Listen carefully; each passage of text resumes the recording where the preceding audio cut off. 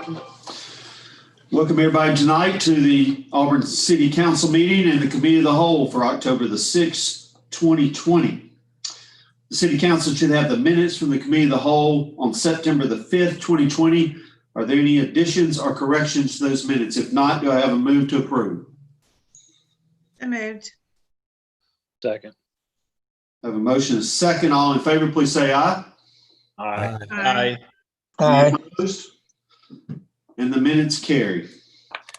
The Industrial Development Board, Mayor Pro Tem Whitten. Yes, sir. We have two vacancies this evening. Term begins October the 10th, 2020 and ends October the 9th, 2026. We have two incumbents whose positions are up. And for the first one, I would like for us to consider Dave DeBates. I know he served 3 full terms. However, he is the current chairperson for the Industrial Development Board, and he has extensive industrial experience as he works for one of the companies in the industrial arena. So the first appointment, I would like to nominate Dave DeBates. Okay. Do I have a second? Second. All right, have a motion and a second. Any discussion? I would like to ask a question. So a person can serve more than 3 terms on this board? A person can serve more than 3 terms at the pleasure of the City Council, Connie. Oh, okay. Yes. Thank That you. is not, Jim, that is not an ordinance. That is not a law of the city. It's a recommendation based on what this council came. what this council brought forward with the Board and Commissions Task Force. Yes. Okay. Mr. Davis, as Beth said, he worked at Briggs and Stratton for a long, long time. He is the link to the Industrial Development Board to our industries here, and he's currently the chairman of the IDB, and he's doing a great job. So I fully support that. Any other comments or questions? Okay, all in favor of Dave DeBates, please say aye. Aye. Aye. Aye. Aye. Any opposed? And that motion carries. And for the second vacancy, I would like to nominate Matt Clegg. Have a nomination. Was that a second, Jay? I'm sorry. Second. Yes. Okay. So we have a motion and a second for Matt Clegg. Any comments or questions? Seeing or hearing none, all in favor of Matt Clegg for the Industrial Development Board, please say aye. Aye. Aye. Any opposed? And that motion carries. We'll approve that later on in the agenda. Lee County Youth Development Center Board of Directors. Yes, sir. There's one vacancy. Term begins immediately and ends September the 30th, 2024. The incumbent is Jay Jones, who is the sheriff. He has served 3 full terms. I'm going to also ask that we suspend our rules and nominate Sheriff Jay Jones for another term. And that is at the recommendation of the director of the Lee County Youth Development, Ms. Laura Cooper. So, and yes, thank you. Okay. Have a motion and a second. Any comments or questions? Can't think of anyone more qualified to serve on that board. I agree with you, Chief. Sheriff Jones done an outstanding job as sheriff of Lee County, and that's certainly a critical piece to being linked up with the Lee County Youth Development Center. And their director, Laura Cooper, did reach out to me personally and really wanted Sheriff Jones to remain on her board. Any other comments or questions? Yes, I support the nomination. I'm just curious, you said suspend the rules. Which rule are we suspending? Well, our own recommendations, the not serving more than 2 terms on a board or commission. Okay, all right. Yeah, that didn't go over well when we suspended that. So thank you. We have a motion and a second. Any other questions? Okay, all in favor of Sheriff Jones to remain on the Lee County Youth Development Center, please say aye. Aye. Aye. Aye. Any opposed? And that motion carries. Thank you, Ms. Whitten. Thank you. Mr. Buston. So tonight, Council, we have a presentation by Chief of Police Cedric Anderson, who's going to talk to you about how our police are addressing crime in our city. So, Chief, go ahead. Hey, first, I'd just like to say good evening to everyone and thank the council for allowing me the opportunity to speak. The police department would not have the success that we've had over the years without the much appreciated support that the council provides. And it is definitely appreciated by myself and the men and women that work here. With that said, I'll jump right into it. Every year we provide the FBI with our crime statistics. They're codified in what's known as the FBI Uniform Crime Reports. And when we take those reports, it gives us an idea of how well we're performing compared to cities across the nation. And every year we look at those stats and we look at those numbers, and it shows that in every measurable category, the city of Auburn is below the national average when it comes to criminal activity. So the men and women here are doing a great job, and Auburn is a very safe city to live in.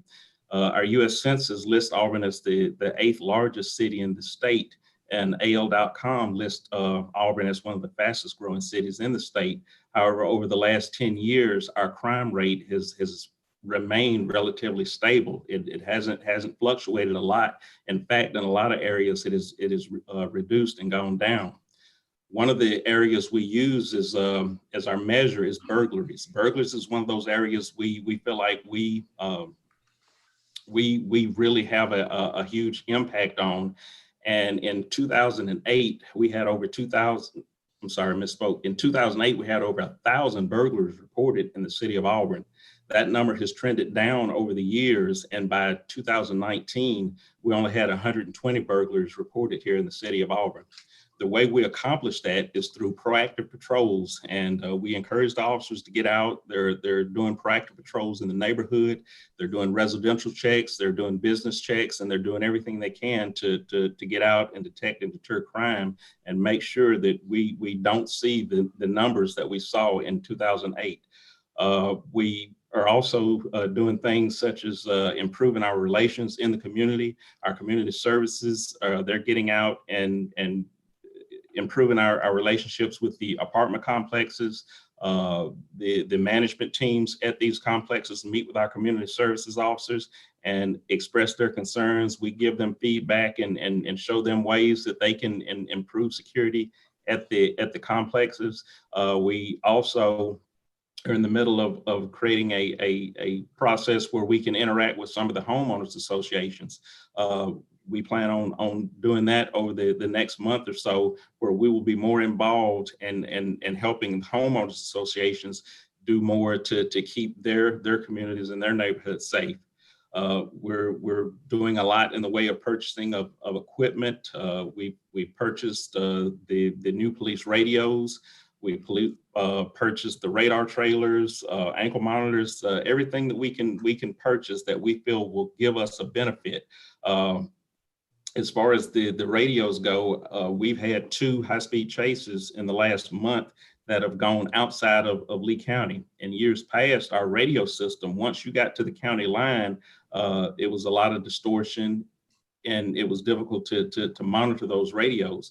But now the system that we have in place, we're able to continue to talk to officers through Montgomery County, the other side of Montgomery. And we're also able to talk to other agencies, which again gives us the ability to communicate and let other agencies know what's going on here in Auburn, what we have in progress, and they can do the same with us. If you've driven around town, you've seen the Lock It or Lose It campaign signs. A number of the thefts that we have that take place in Auburn, these are opportunistic type crimes. So these signs are meant to be or serve as a reminder to the citizens to lock up their valuables. Don't leave purses and wallets and things of valuable in their vehicles. But if they do, please lock the doors. We have a program called the Bridges program. The Bridges program is something that we do to teach young people how to interact during contacts with law enforcement. There are a lot of things that young people, just people in the community, don't know that they can do during contacts to alleviate some of their anxiety and some of the stress that's put on the officer. So that's what that program is designed to do. We still teach the RAD courses. We're continuing our neighborhood walk and talks, where we get out and walk the neighborhoods and interact with people, listening to their concerns. And as always, we're seeking feedback. One of the ways we're able to do all of this with the officers that we have is through our hiring process. Our hiring process here at Auburn takes a bit longer than most agencies in this area. And the reason that is because we take our time and we vet each applicant. We make sure that the people we're hiring here are going to be a good fit for the police department and are going to be an asset to the community. So the process is longer, but we're certain we're onboarding the right people for the jobs here in law enforcement. And I also want to thank the council for the positions that the new positions that were allotted to the police division the first part of the year, and we're working diligently to fill those positions. Another thing we're doing is, as far as our safety goes, is our training. Our training, it starts from day one. It's not just sending these officers off to the academy once we hire them. Before they're ever sent to the academy, they're tasked with reading our directives, which is our directive manual is hundreds of pages, but they're tasked with reading those directive manuals, reading the city personnel policy, and also reading the state codes and traffic codes for the state of Alabama, so that they know what it is they're being tasked with and what they're being asked to do long before they ever get sent to the academy. The academy itself is a 13-week process where they learn the minimum standards for the law enforcement in the state. Once they return from that, the officers are put through an 8-week FTO program, where they're paired with a training officer, and that training officer is teaching them the way that we do things here in Auburn. They're not allowed, the program itself is set up in phases, and they don't move from either phase or progress through the phases until they've shown that they're proficient at what they're supposed to be learning in each stage of the process. Once they finish the FTO program, typically they're at about a 6-month phase of employment with the city of Auburn. The remainder of that first year is spent with them being closely monitored and supervised by a training officer and a shift supervisor to make sure that they are adequately performing and meeting the standards of the police division and providing the quality service that the citizens of Auburn expect. Once they've done that, the requirements are that they continue to get annual training credit. So the officers are constantly going out and seeking training. We're training them in areas that are trending, and in areas that we see they may have a deficit. But the training CEUs that they get every year are important in keeping them keeping their certification as law enforcement officers and keeping them up to par in their profession. The other thing that we're doing that is beneficial to us is we're trending towards getting more trainers here at the police department. Right now, we have a number of officers trained in various things, from de-escalation to how to conduct FSTs during DUI traffic stops. So we're building that base so that in the future, as we move forward, the officers here will be trained in a way that we feel is meeting the standards that we have. And for lack of a better way to say it, I think our standards here are higher than most places in the state. And we want to keep those standards the way they are. So we want to train people so that they're meeting our standards. As far as our ability to measure our overall progress and performance. We also rely on the citizen survey that is conducted by the city. And every year that survey comes out, one of the things that we look at, one of the categories we look at, is the feelings the citizens have in Auburn of being safe. And overwhelmingly, the citizens of Auburn state and document in this survey that they do feel safe in the city. So that is just a quick overview of the city and the safety and the state of things here at the police department. And I would also like to take just a minute to thank the council for the pay increase that was recently approved. That pay increase helps us with hiring, and it also helps us with retention. So that again is going to help us long term to keep the city of Auburn safe. With that said, I'll open it up and answer any questions that you might have. Anyone on the council have a question or comment? Yes, I got a question. Chief Anderson, you was talking about is it RAD, R-A-D program? Yes, ma'am. Okay, and you said on that program, your officer walked the neighborhoods. No, ma'am. The neighborhood program? walk and talk is the program we have where we actually get out and walk the neighborhood and interact with citizens. Okay, so how do y'all, how's those neighborhoods determined? What neighborhoods are they actually walking? And how do you determine what neighborhoods they walk, or are they walking all the neighborhoods? Because I've never seen them over in my area. That's really what I'm asking. Yes, ma'am. They do. They walk a number of the neighborhoods. And matter of fact, during the summer, we reallocated some of our school resource officers. Since school was closed, we actually tasked the group of school resource officers to work the northwest quadrant of town. So they spent a great deal of time over there interacting with citizens, walking on foot. Matter of fact, we worked with the housing authority during the summer to ensure that the officers were going to have access to the facilities over there, so that they could stay on that side of town and would not have to come back to the police division to take meals or take breaks.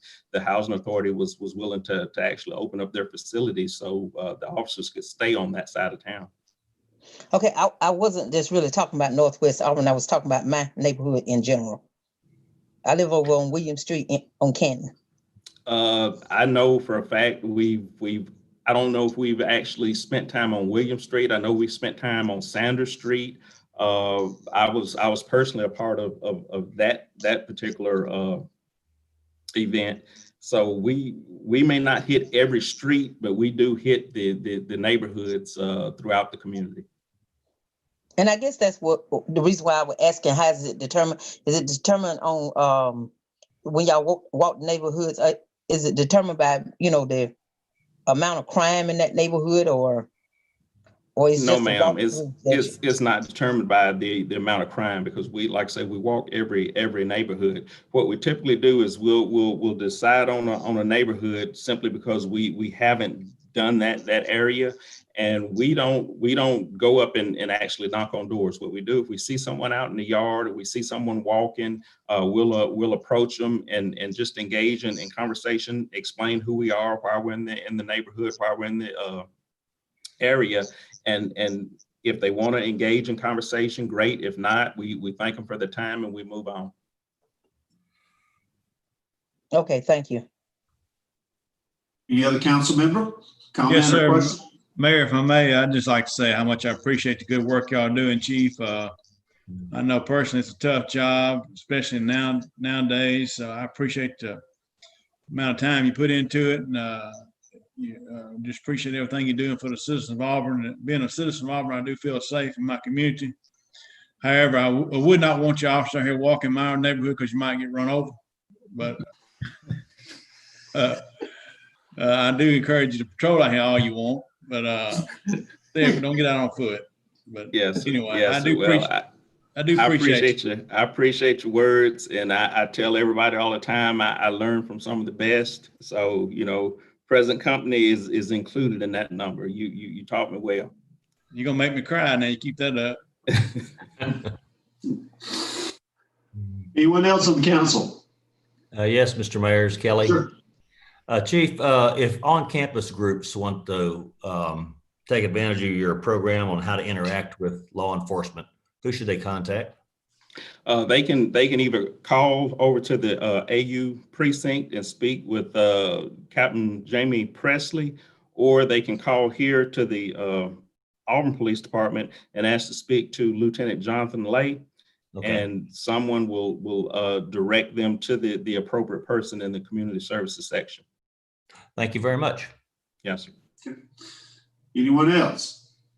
Chief, how are recruitment efforts going? I know we had some openings. How's that looking for our police force?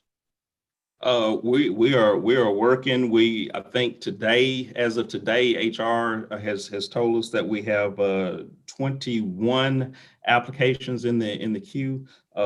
We did 3 interviews today from a previous group, so we have 3 more we're going to do Friday. So we're doing pretty good as far as our application process goes. We're again taking our time to vet the applicants and making sure that they're going to be the best possible fit for Auburn and the Auburn Police Division. But we're doing well.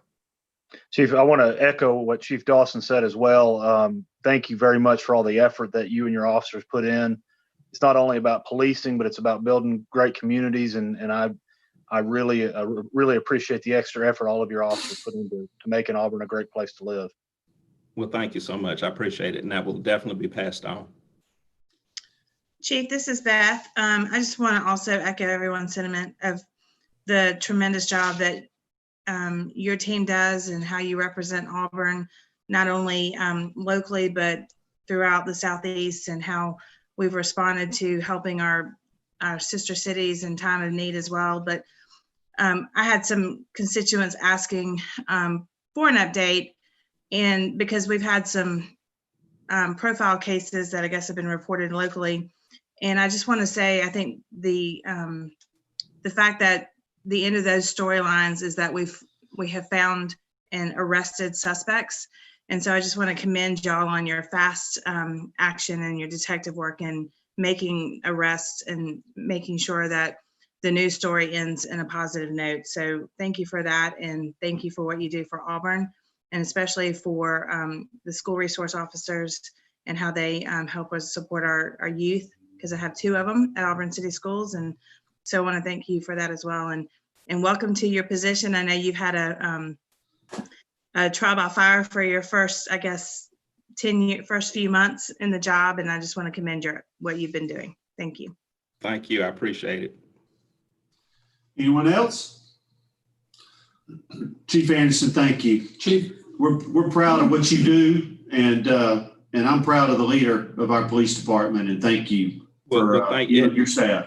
Yes, sir. There's one other thing I would like to say, though, about the safety of the community, and it's something I always have to tell people, is every day they have a roll call here at the Auburn Police Department before these officers go out on shift.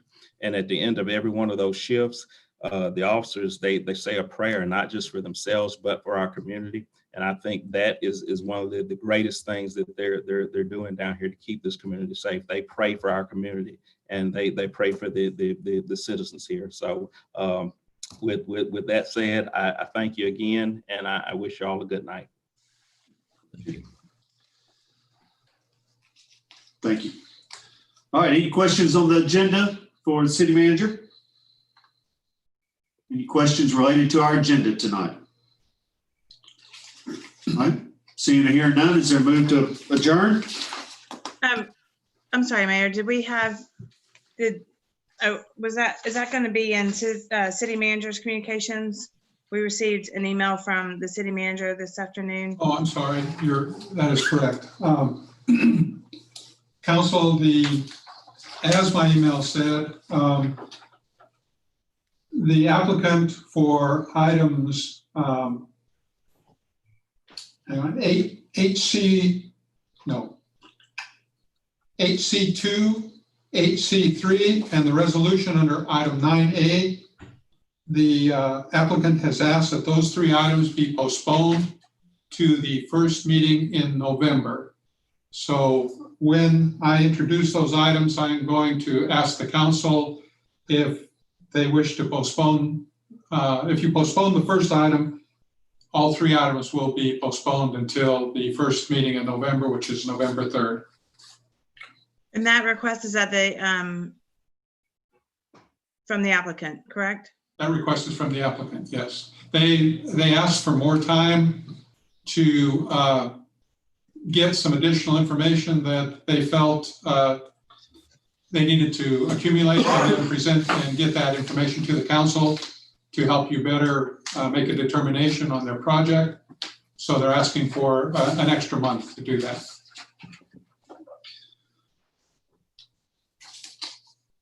Jim, this has happened before. I know there was one occurrence in the previous council where we delayed a vote on a development. I don't know, it seemed like almost a year. It was about a year. That we put off. Can you kind of talk about that process, how often this happens? And it happens occasionally. It's not rare, but it's not also real common. There are on occasion where someone who is petitioning council for a decision will be asked either by council or through discussions that they're having with the community, will be asked to for more information or maybe for time to meet with the community members to see if they can come to some type of agreement. And so, as I said, it's not a common occurrence, but it's also not uncommon. And I would say probably 3 or 4 times a year, we will have something on the agenda, which the applicant has asked for additional time. okay, so we'll handle that on the agenda when we get to these agenda items. You'll introduce that as a. I will introduce that as request to postpone. Which, if you decide you want to do that, then I will need someone to make a motion, someone to second, and then to vote. Okay. All right, anything else? Questions on the agenda? Thank you, Beth, for reminding us of that. Okay. Move to adjourn? Is there a move to adjourn? So moved. Okay, we are adjourned. Lindsay, it's after 7 o'clock, so we can go ahead and get started. Dawson, Here. Dixon, Here. Griswold, Here. Hovey, Here. Parsons. Here. Smith, Present. Taylor, Here. Witten, Here. Anders. Here. I will stand and lead us in a pledge of allegiance, and then afterwards, if you'll, we'll do a moment of silence before we get started again, right? I pledge allegiance to the flag of the United States of America and to the republic for which it stands, one nation, under God, indivisible, with liberty and justice for all.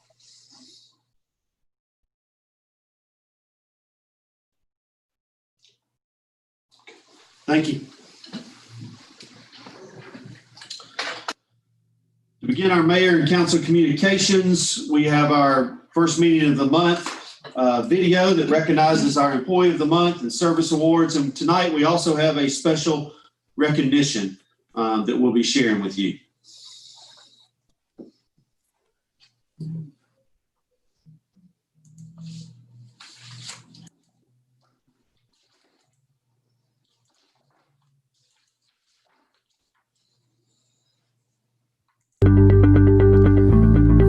This is Mayor Ron Anders, and we're proud tonight to introduce you to all of the great employees who have worked many, many years here for the City of Auburn, and also to our Employee of the Month.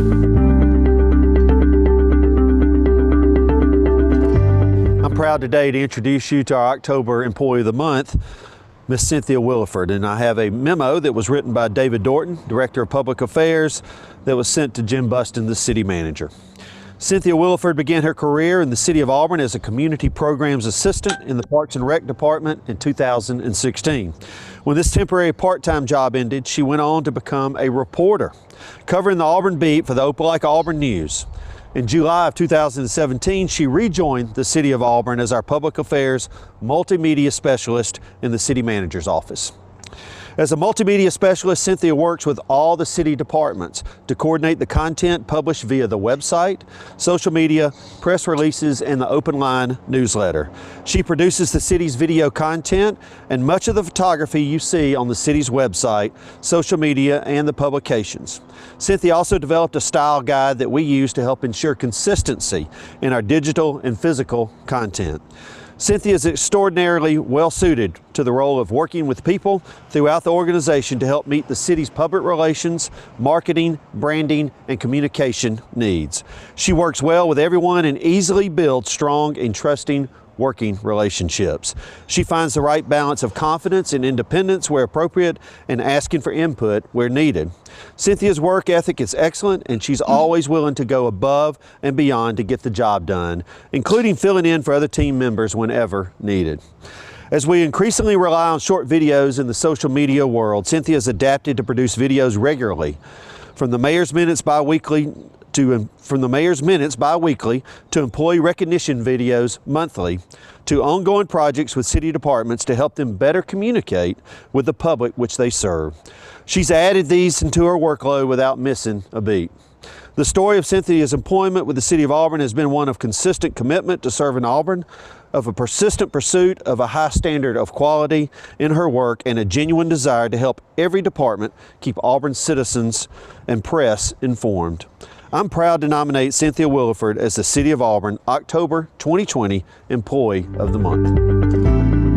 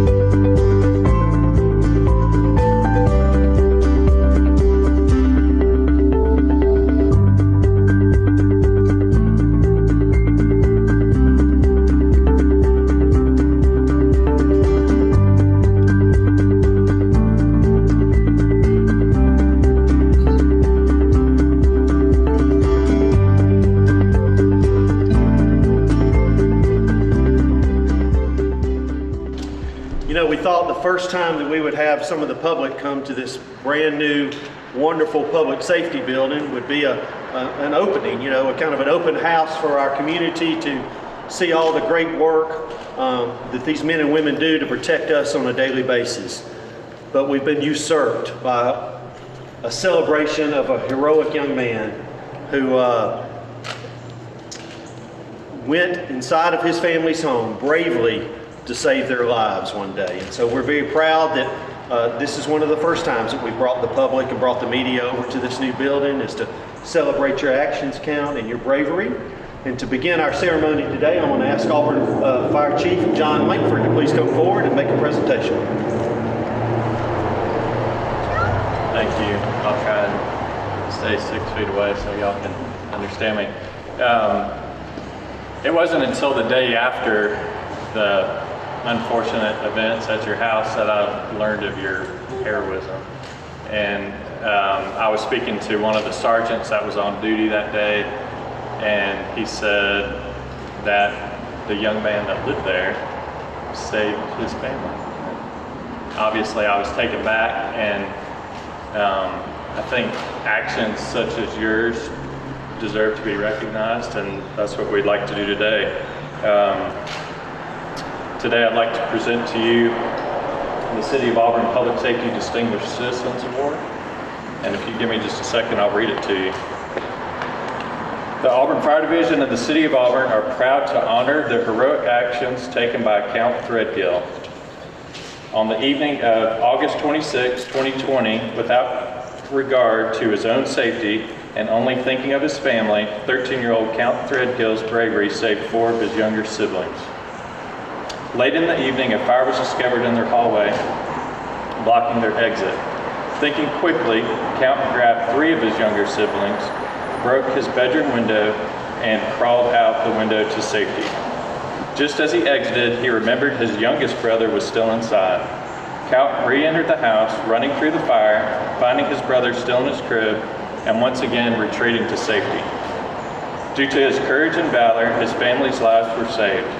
In recognition of this exceptional courage in the face of real and life-threatening danger to oneself, the City of Auburn recognizes Count Threadgill and presents him with the Public Safety Distinguished Citizens Award in recognition for his outstanding act of bravery. So thank you.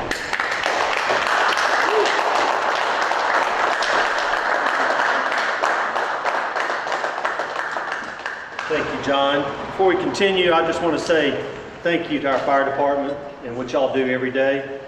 We're proud to have you guys representing us and protecting us, and we're grateful for each and every one of you. I'd like to read an official proclamation from the City of Auburn. Whereas on the night of August the 26th, one young Auburn man's heroic actions revealed his character to be of tremendous courage and selflessness. And whereas that particular night, 13-year-old Count Threadgill and his mother, Amber Threadgill, smelled smoke inside of their home, and upon investigation found a fire in the laundry room that quickly spread to the other parts of the house. And whereas the flames trapped Count's 4 younger siblings, 6-year-old Kish, 5-year-old Koa, 2-year-old Countess, and 3-month-old Cross inside the house. And whereas Amber Threadgill's attempts to extinguish the fire were unsuccessful, and as flames continued to rise, Count ran through them, grabbed Kish, Koa, and Countess, and upon seeing the exits to the house were blocked, led them to safety by breaking a window in his room. And whereas Count's baby brother was still inside, so Count re-entered the home and rescued the 3-month-old, shielding him from harm while navigating through the flames and out of the house through the same window in his bedroom. And whereas the Threadgill children were out of the home safely when the Auburn Fire Division arrived on the scene to extinguish the fire, and all were found healthy thanks to their big brother. And whereas after hearing Count's actions from his mother and a witness, the firefighters on duty also saw the truth evidenced in Count's heavily singed clothes and were struck by his remarkable bravery.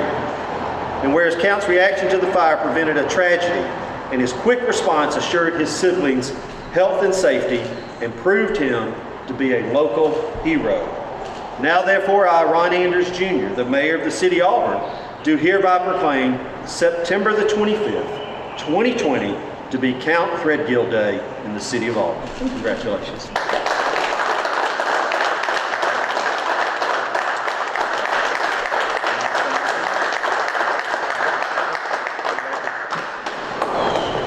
I would also like to thank the Auburn Fire Department for everything they do, saving lives and helping when needed.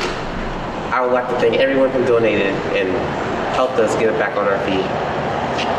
And just thank you. Thank you.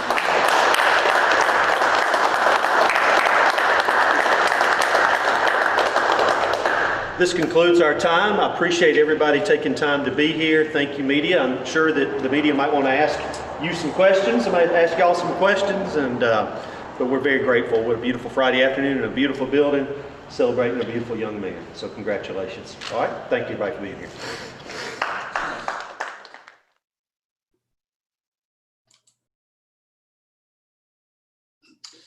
That was certainly a great day at our public safety building.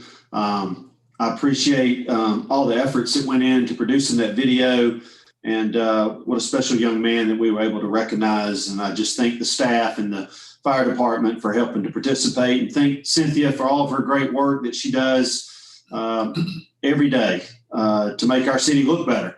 And she does a great job. And thank you to all of our employees, the ones that we recognize with their service awards. They did an outstanding job on behalf of all of us. A couple of announcements that I wanted to make tonight.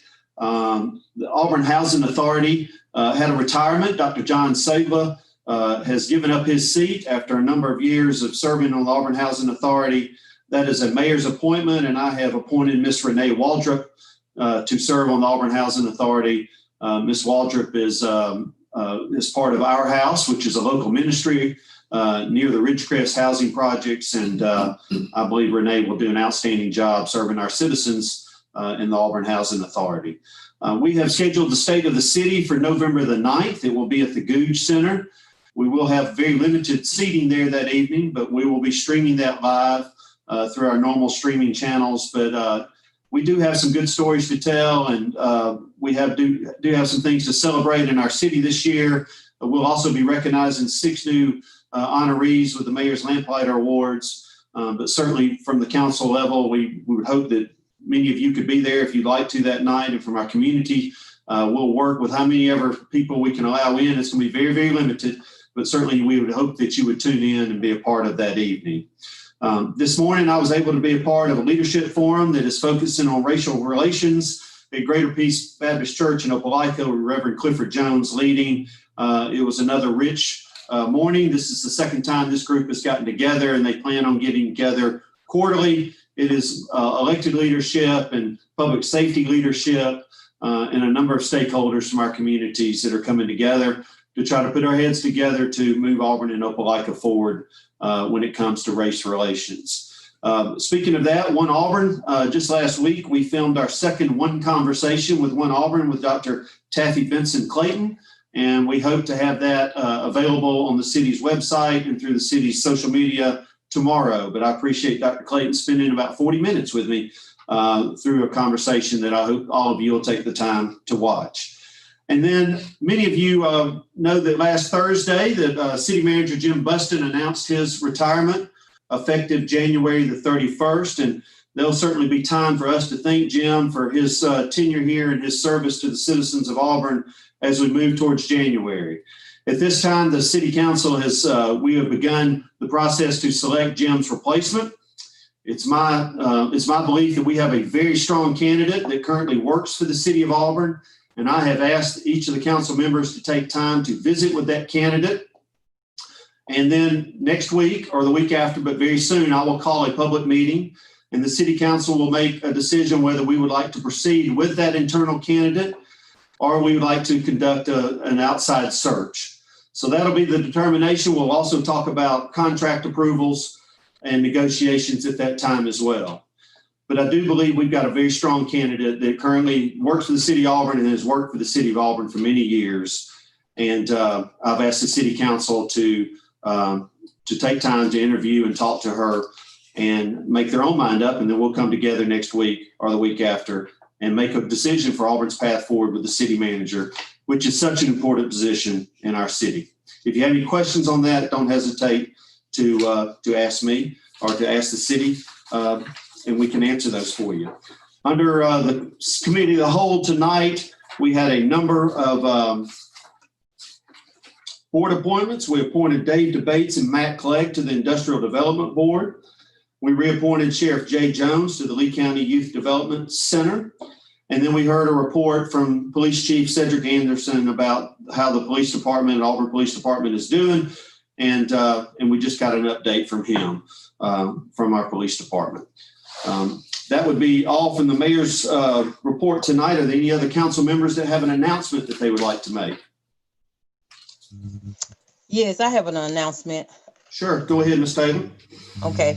On last Thursday, I was fortunate enough to attend a training with Dr. Shanavis Evans. And I just want to thank her for the training that she allowed for the police officers and the leaders and the community to come in for this training. And that training focused on what it was called critical insight. It was a critical insight training. And the training focused on how you think and how you behave on a daily basis on the jobs that we perform as leaders or as community people or even as being community. And it was an awesome training. And actually, we all received a profile at the end of it. We was able to, from the beginning, to actually do a profile on ourselves. And she gave everybody, after she did a survey, she profiled. And I wouldn't have never thought that I was an analytical person. I rated myself social. Social was highest on my list, but analytical was the second high.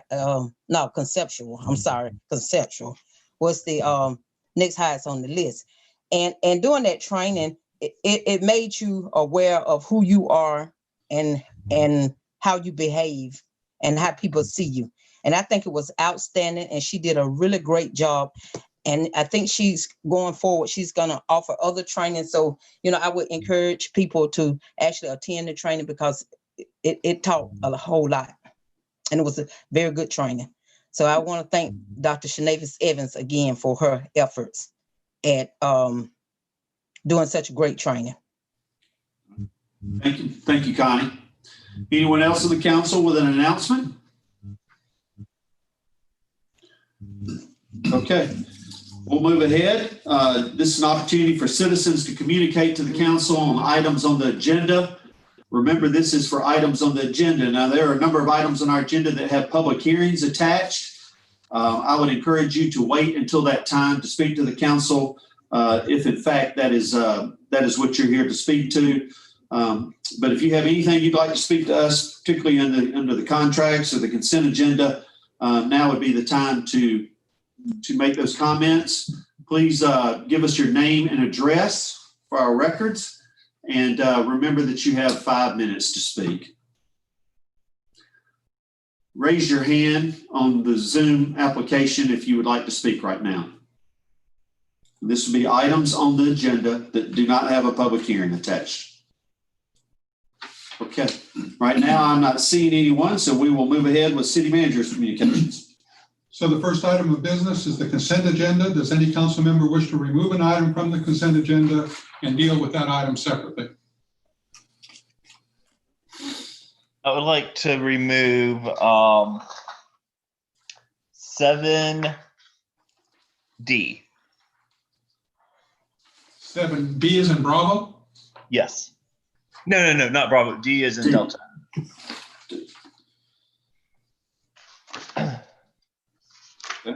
Anyone else? Yeah, I'd like to remove item 7E, please. 7E. Okay. Mr. Griswold, I believe you were speaking as well. Yes, please. 7C10, 7 Charlie 10. Okay. All right. 7C10. Okay. Anyone else on the council like to remove something from the consent agenda? Okay, Mr. Buston. So item 7C10 is a contract with Sane Associates for signal performance measure and city traffic measure study in the amount of $123,500. Move to approve. Second. All right, have a motion and a second. Mr. Griswold, you brought this forward. I'll let you ask the first question or make the first comment. Yes, thank you. I noticed that this study does not include anything on the East University Cary Drive area where we were discussing during the packet meeting. But reading through this, I see there are 5 uncoordinated signals on East University Shug that will be included in the next phase of this, work authorization number 3. Those 5 signals still don't cover the area that we spoke about at the packet meeting, the East University Cary Drive system. So my first question is, when do we anticipate number 3, authorization number 3, to come before the council, which will cover the 5 uncoordinated signals on East University and Shug? So I'll take a stab at this first, and then our city engineer is not with us this evening, but we do have someone that can address it. As I said in the email I sent you, this is just the first part of what I'm hoping will be a more comprehensive dealing with all of our traffic signals in the city. But until we can get some data and until we can get some experimentation with these signals, and there is a certain number that they have to have and a certain number of amount of traffic, and again, the signals that were picked to do this first test were picked in coordination with Sane Associates to make sure that we were going to be able to get the best possible product we can, so that we can then put this whole process out to the rest of our signals. But Megan, who do we have here to answer for Allison? The city traffic engineer, Brandy Ezel, is available, and she'll turn her camera and microphone on in just a second, and she can answer those questions. She'll also speak to, we had responded in an email as to what was going on at East University Drive and the Cary Creek Shopping Center, but she can explain that as well in the second part of her answer. Brandy, go ahead. Thank you. So the reason that we selected the corridors that we've selected now was based on both the results of the comprehensive traffic study and then an analysis that Sane did for us prior to this contract.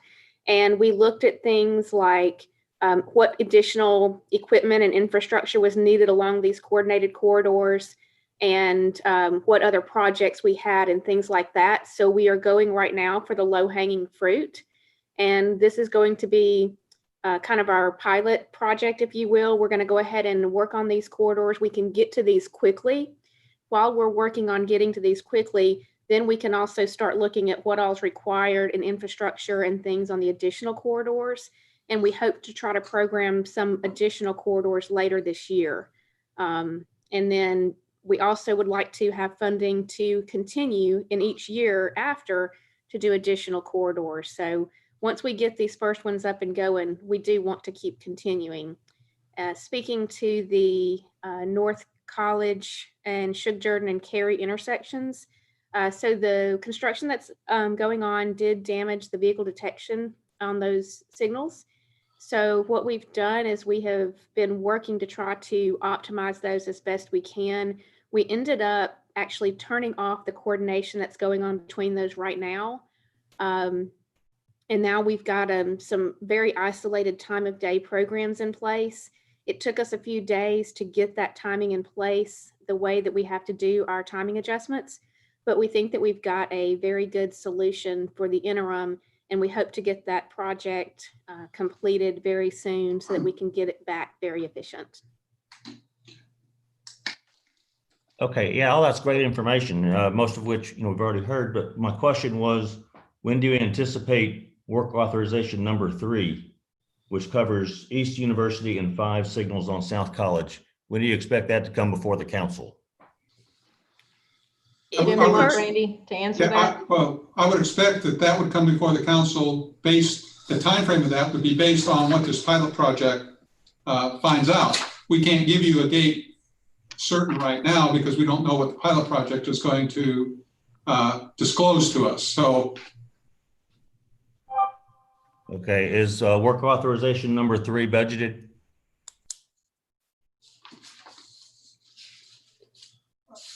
May I speak on this one? We do have $200,000 budgeted for this year. This phase is just a little over 100,000. So we do have budget to do the next work authorization later this year. Okay, thank you very much. Anyone else has a question or comment on this? Okay, we have a motion and a second. All in favor, please say aye. Aye. Aye. Any opposed? Motion carries. Item 7D is condemnation proceedings for Orange Auburn III LLC and Orange Auburn LLC, authorizing the city attorney to initiate condemnation. This is for the South College Street, Sanford Avenue, Gay Street, and Reese Avenue improvement project. Move for approval. Second. Have a motion and a second. Questions or comments? Stephen, I believe you asked to have this pulled from the agenda. I'll start with you. I did. I have, I guess, about maybe 3 questions. Jim, can you first kind of explain what condemnation proceedings look like? This is just not something I'm familiar with, and I'd just like to have an understanding of that if that's possible. Okay, so let me explain the procedure that we go through before we get to this, because what we're doing right now is basically the condemnation procedure. So when we acquire land for whether it's going to be a temporary easement or it's going to be a permanent easement because we're going to widen a road or something like that, many times we have to compensate the landowner. And the way we do that is we have an appraisal done by an independent appraiser. Now, in this particular project, it's an LDOT project, so there are quite a few steps you have to go through. There was an independent appraisal done. Then that independent appraisal goes to another appraiser for evaluation to make sure that they can agree on how the property was appraised. And then because this is an LDOT project, that then appraisal that went through 2 appraisers goes to LDOT for their approval. And then they come back and approve whatever, or not, whatever has been submitted to them. Once we get the final approval of what the property is worth, then we go to the property owner and tell the property owner, this is what we are offering for the property. If the property owner does not want to give us the money for the property or does not want to take the money for the property, then we go into condemnation procedure. And that's what we're doing now. So the condemnation is just basically saying that this project is going to move forward. And then the next avenue of relief that the property owner has is to go to the court and to petition the court to get more money. The property owner cannot petition the court to stop the project, but they can petition the court to get what they believe to be fairly compensated for the property. Okay. I think you answered one of my questions. The other one is, was the owner ever asked to donate his property? If so, did he have any kind of response to that? Well, the first thing we always do is we hope to get the property donated, but that is not always the case. It does happen sometimes. And I think at the last meeting, or maybe it was the PAC meeting, I can't remember, we did have our city engineer did explain that we had a couple of easements on this project that were just donated to us. But you'll notice this one and the other item were both property that the landowners wanted to be compensated for. And it's common for us to do Yeah, that. Jim, our standard letter asks for a donation always, and it's rare that we get that to that point, but it does ask for it. Those are all my questions. Okay, thank you. Anyone else have a question regarding this? The city Yes, manager? I have a Sure, go ahead, Bob. Jim. In your experience with this condemnation procedure, does it usually end with the person in question receiving payment from the court, or is it disputed? What is your prediction of this outcome? Usually we prevail. Usually whatever we offer is what the court would back. I don't remember, and it could possibly be, but I don't remember a time where the court has said, no, you got to pay more. Okay, thank you. Is this one of the, yes, sir. Is this one of the situations where the prevailing party is awarded attorney's fees in a condemnation proceeding? That I don't know. Okay. Thank you, sir.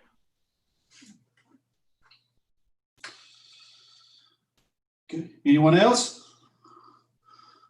Okay, we have a motion and a second. All in favor, please say aye. Aye. Aye. Aye. Any opposed? Motion carries. Item 7E is the easement from Tucker Brantley Brown. And again, this is for the traffic signals, widening and drainage improvements on South College Street, Sanford Avenue, Gay Street, and Reese Avenue. Move for approval. Second. I have a motion and a second. Questions or comments? Mr. Parsons, I believe you asked for this to be pulled from the agenda. I'll start with you. Thanks, Mr. Mayor. I brought this out just in the interest of democracy. I've seen this particular project have most of these transactions pulled from the agenda, and I wanted to include this one. It's my presumption that this transaction is unremarkable. Would that be a fair comment? Yes, this one has gone through like most of the other ones have. Just we present to the landowner, we give them an appraisal, the landowner accepts the appraisal, and then if you approve this, we compensate the landowner. Thank you. Any other questions? Yes, Mr. Mayor, I have a question. Yes, sir. The previous item, we noted that, well, including the approval we just did on the previous agenda item, there were 15 of 19 parcels have been settled. So I guess that leaves 4. What remains to be done on this, and what is the status of the other 4 parcels? I'm not sure. Our city engineer gave a little report. Megan, do you remember what her report Brian was on that? Wood, our engineering division manager, handles this directly, and he's available and can answer that question, and he's coming on right now. Yes, we've had 14 parcels acquired. There's 5 left. The condemnation represents 2 of those 5. The remaining 3, we've had a verbal from 1. We're just waiting to get it back in the mail. One of them's got to go through probate because of air property. And we're waiting to hear from the last that we haven't got a word from yet. Okay, thank you. Okay. Any other questions? Yeah, Mayor, I got a question for Mr. Wood. Yeah. Where'd you get that deer at behind you back there? It's a Lee County deer. It looks like one of mine. Any other questions? He might have turned that one-eyed beagle loose on Cox Road, Tommy. Yeah, that's what I'm thinking. All right, we got a motion and a second. All in favor, please say aye. Aye. Aye. Aye. Any opposed? And that motion carries as well. Mayor, those are all the items that were taken off the agenda. Okay. Do I have a motion to approve the balance of the consent agenda? So moved. I have a motion and a second. All in favor, please say aye. Aye. Aye. Any opposed? The consent agenda is approved. Ordinances. Under ordinances this evening, we have item 8A is Blake Rice requesting to pre-zone 24.03 acres from rural to limited development district on property located on the north side of Wire Road, east of the Auburn Soccer Complex. Planning Commission unanimously recommended approval of this request. This is the second reading and a public hearing is required. Move for approval. Second. All right. I have a motion and a second. At this time, we'll open the public hearing. If you'd like to address the city council, please raise your hand on your Zoom application. And when we call on you, please give your name and address for the record.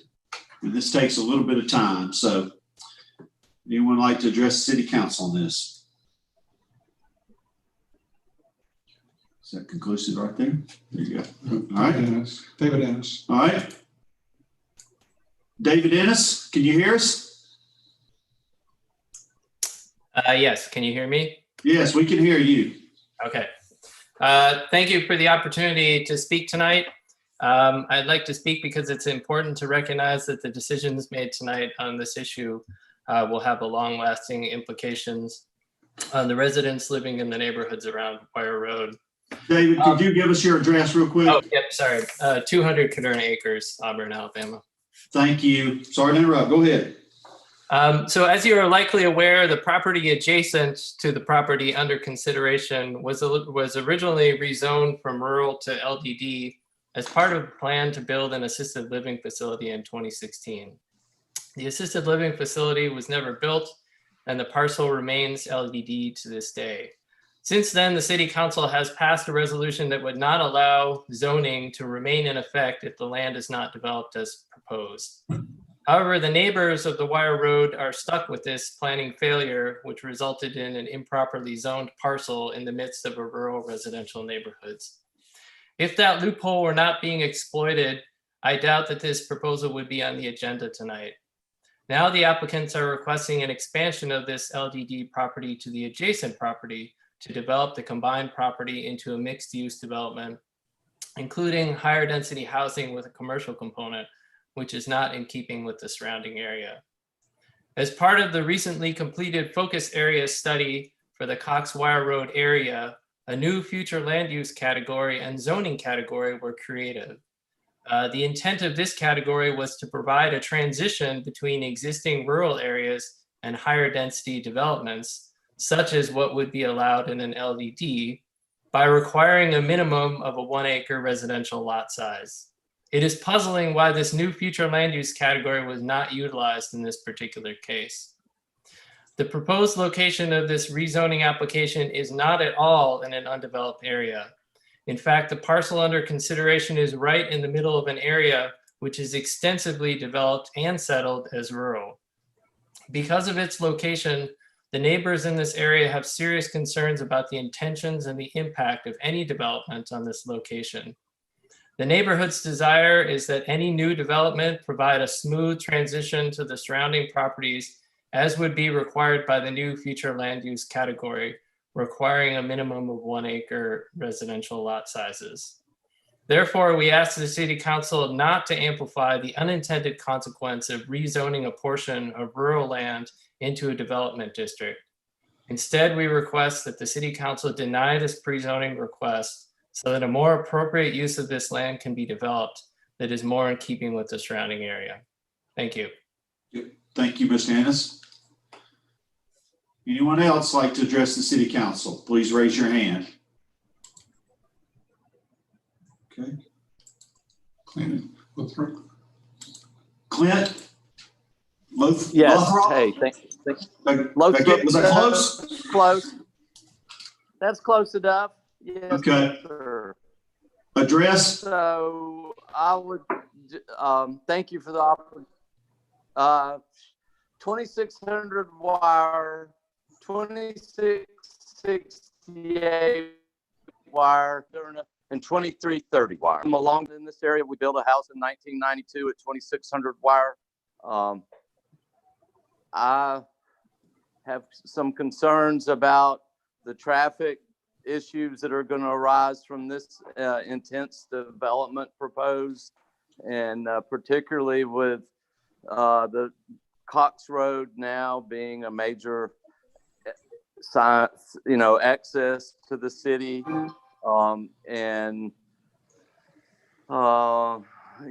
It looks like another Richland Road catastrophe underway with that many houses. I would just echo what Mr. Ennis said about a 1 acre minimum lot size, which is in agreement or consistent with the other lot sizes in this part of town, which go up to 10 or 12 acres. And I guess the main thing I'd like the council to consider, and I've looked at my letters, greatly commercial development occurring along Wire Road, where really right now commercial stops at the intersection of Cox and Wire. I think that's a natural boundary for that sort of development, where everything further out Wire is residential. There's really no need for commercial there.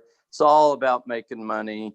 And it seems to me that if it's essential to the developers and the landowners to have commercial, move it to the other end of the property, move it right behind their residences, and let's keep it all contained on the inside of that Cox Road, Wire Road interchange. And I think this is compounded even more with the expansion of the soccer complex that's planned, and as I understand has been budgeted in the not too distant future. That's something that's going to benefit the whole community and not just a developer and an individual landowner. And so I plan to live here. I am concerned about commercial development proceeding down Wire Road.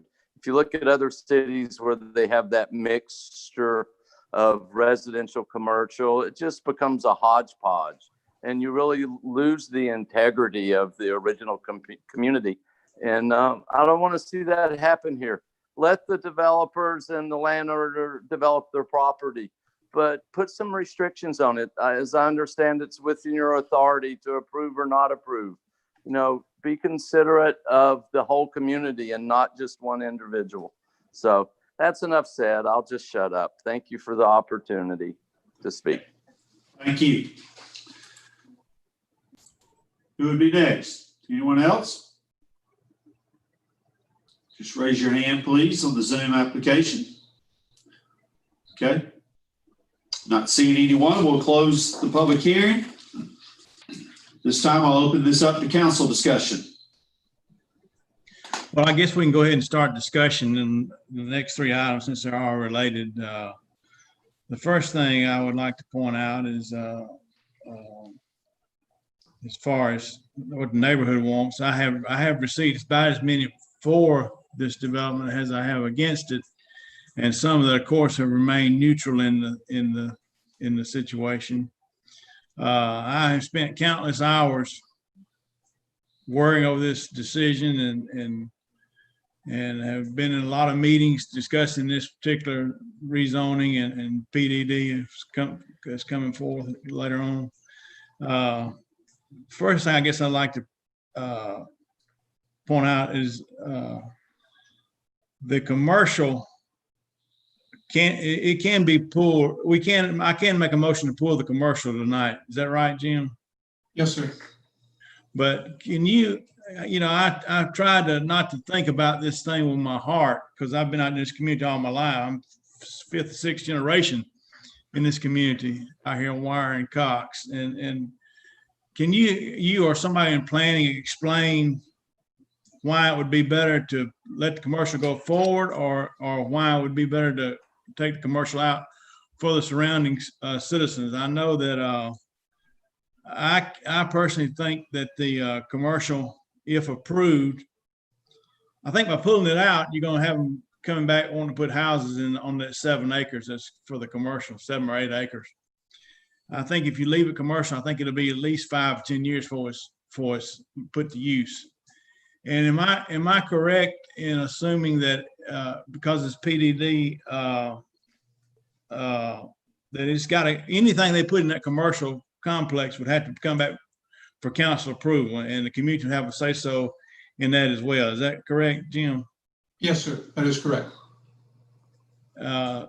So I can see in the future where maybe if the soccer complex continues to expand and the development goes well, where we might get a sandwich shop or some type of restaurant. We do need a restaurant on that side of town. Maybe even urgent care or something of that nature. I would like to see out there. Of course, don't want to see anything to be degrading to the neighborhood. And I really don't think this council or any council would approve that.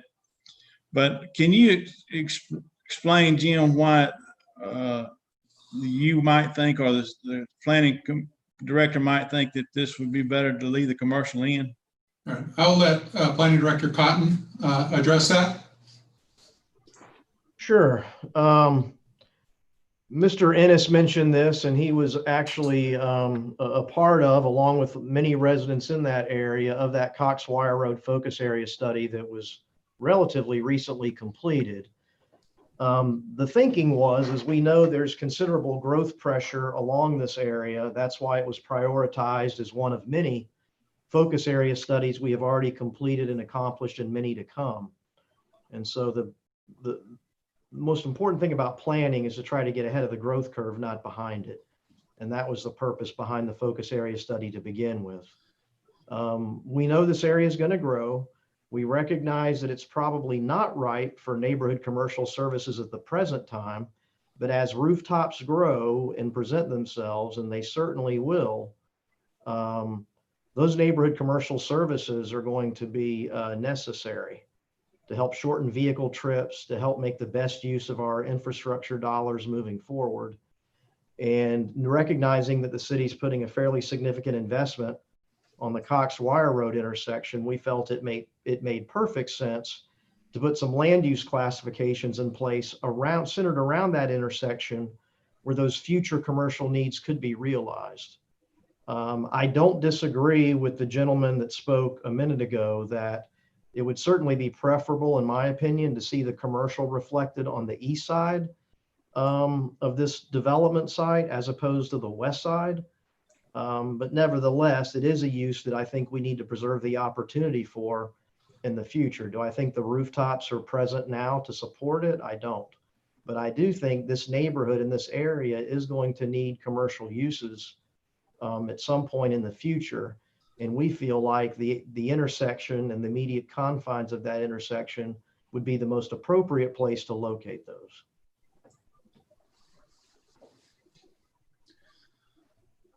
Thank you.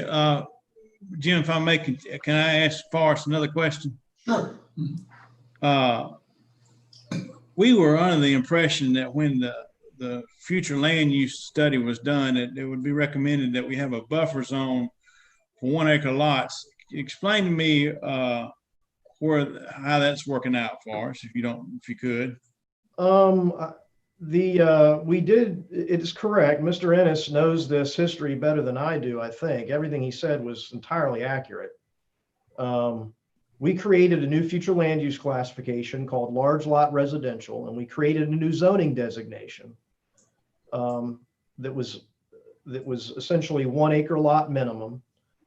And we opted to not conduct rezoning action with this particular study simply because this was an area that is generally rural in nature, and we didn't think it was necessarily appropriate or right to conduct city-initiated zoning activity. However, if you were to look at the future land use map that's in effect now for this area as a result of that study, you will see large lot residential by and large sort of surrounding this master plan mixed use future land use classification that was really focused and wraps around the confines of that Wire Cox Road intersection. And this property that we're talking about here, along with the LDD property that was referred to previously as being inappropriate, really represent the western extension of that master plan mixed use designation. And that was done purposely because the soccer complex, which is adjacent to the west, is actually a very appropriate buffer in and of itself on the western side of where this master plan mixed use designation is located. If you look immediately across the street, we had planned to designate some parcels, large lot residential land use there, and we actually had property owners that specifically were not in favor of that and wanted to be left rural. And so when you look directly across the street from this property, you'll see the future land use designation on the other side of Wire is in fact still rural. But that buffer does exist as part of our future land use categories in the comp plan. But those properties have not been rezoned purposely for reasons I mentioned previously. Jim, I don't know who we need to answer this question, but does the city, can you tell me, now you've talked before, but I'd like to tell me again for the benefit of those listening tonight. The city will require some improvements made to the traffic roadway, the Wire Road out there at the entrance or ingress and egress to this subdivision. There'll have to be some improvements done by the developer. Is that correct? That is correct. Megan, would you like to speak to that? The improvements, Chief Dawson, in terms of turn lanes, is that what you're getting at? Yes, ma'am. I'd like, for the benefit of those listening, to know what we're looking at. Yes, so all, especially off of arterial roads, subdivisions, commercial developments, et cetera, are required to have right turn lanes and left turn lanes unless they are waived out otherwise. A traffic study is still required for this development. We don't have one fully submitted at this time, and it'll be required as part of the development review process that happens at the staff level.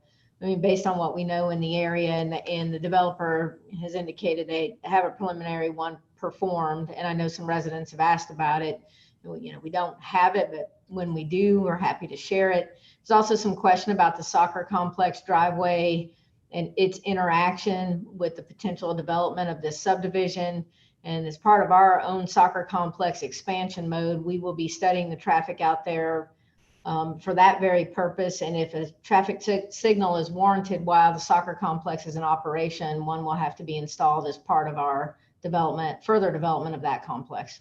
So that is a possibility then, measuring the traffic on soccer nights and see if it is eligible for a red light.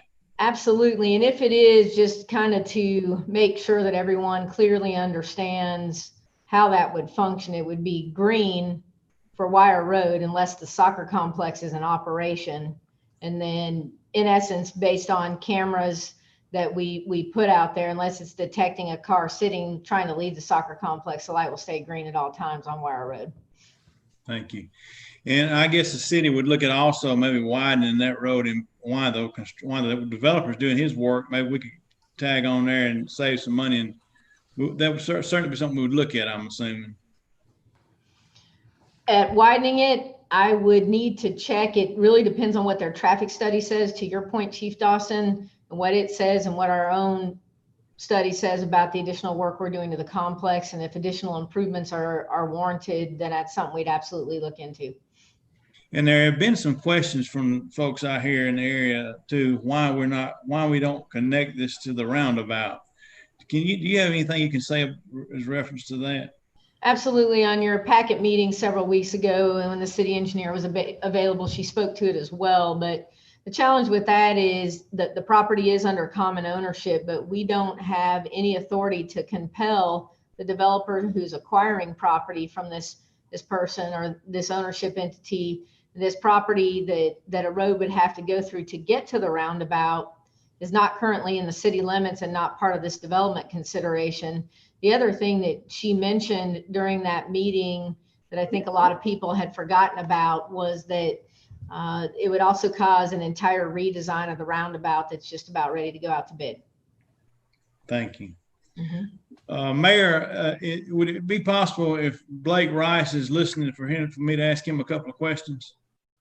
Buston, yeah. Mr. Rice, are you available?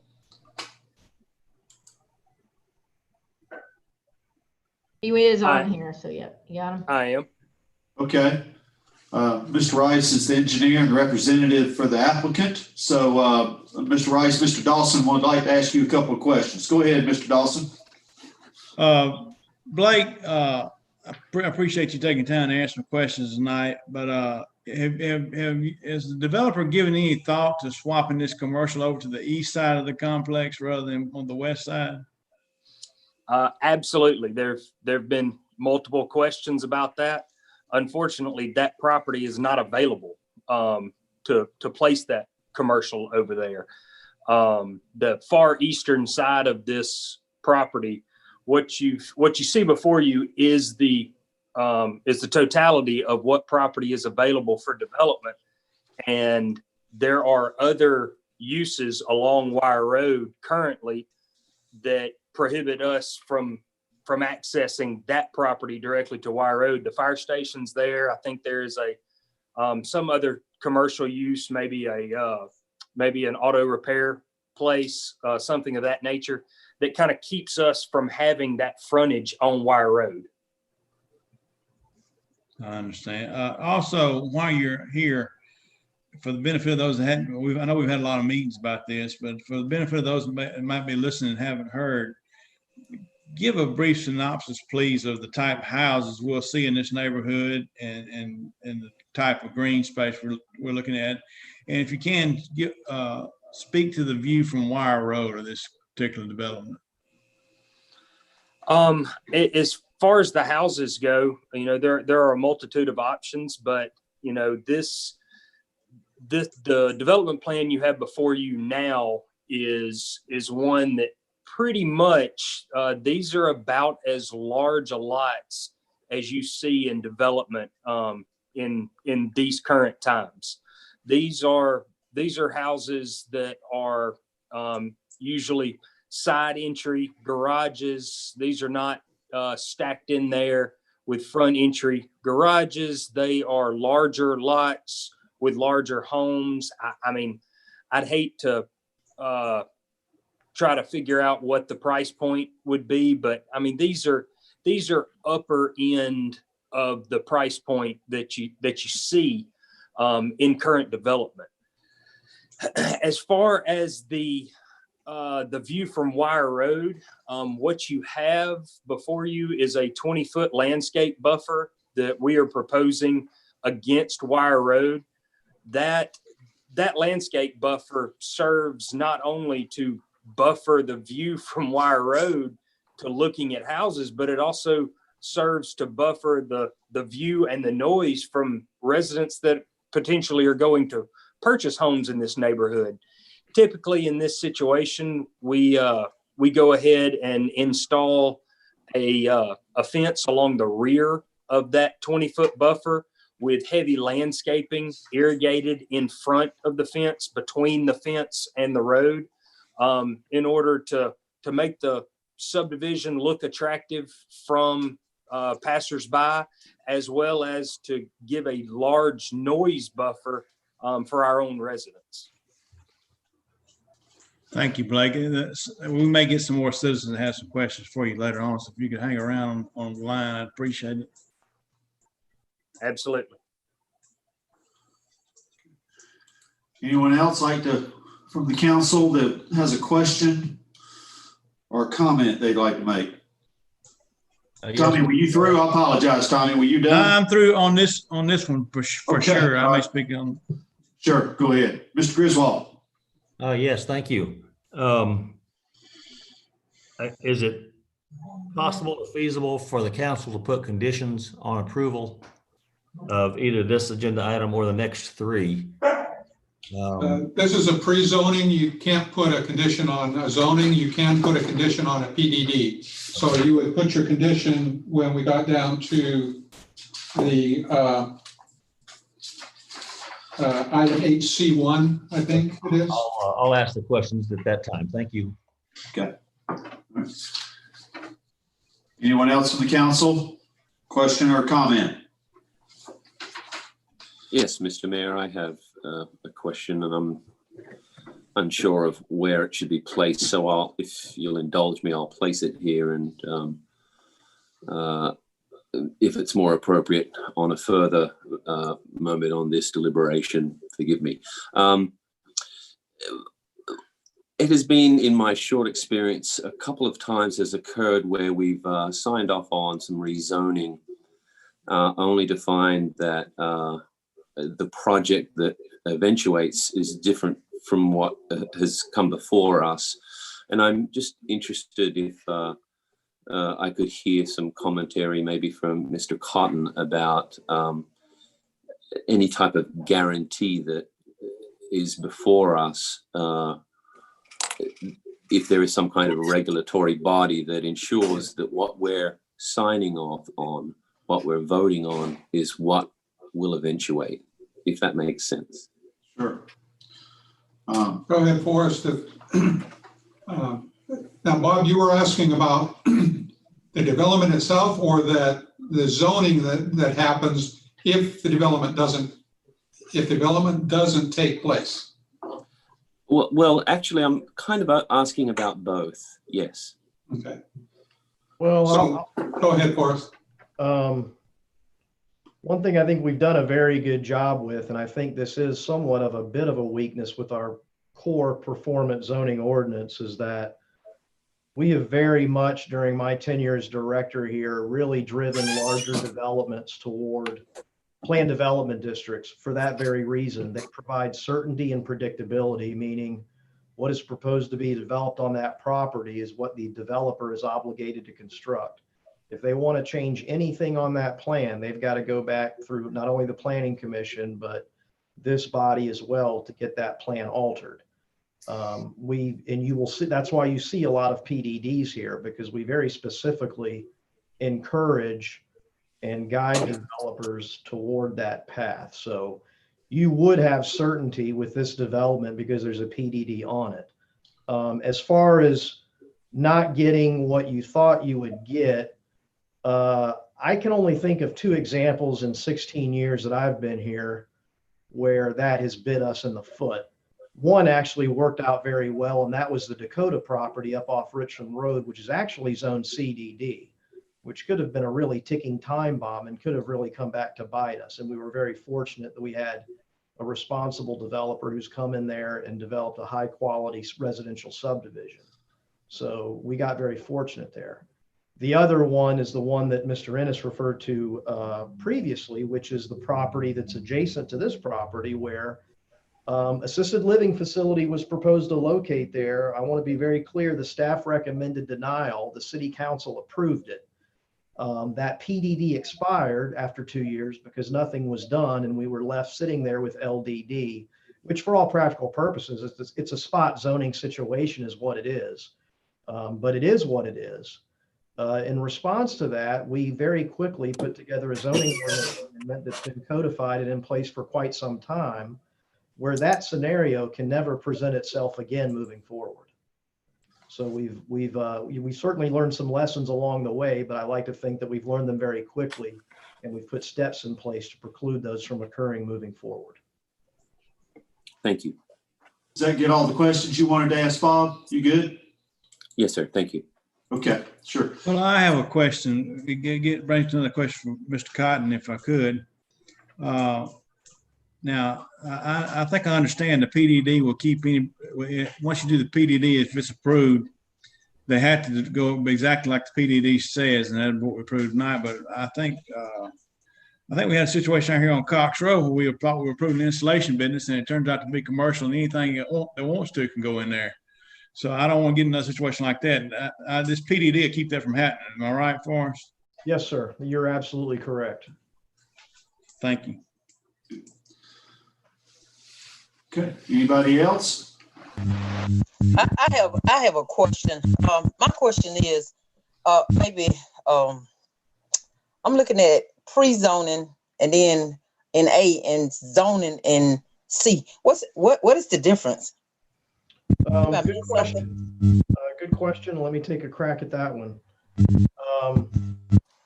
So we have this interesting, fairly recent new code that was put in Alabama, development-friendly code allowance, where a property owner has the ability to know if they're going to obtain the zoning they want before they obligate themselves to annex into the city. That's the whole basis for what we now call pre-zoning. That did not exist in years previously. So what the pre-zoning does is basically put what we call the base zone in place. So anytime you annex into the city, you automatically attain a zoning designation of rural until you zone out of it. So we've talked about previously about that LDD piece that's adjacent to the piece that's proposed for annexation and how it got to be LDD, which was a mistake, without question.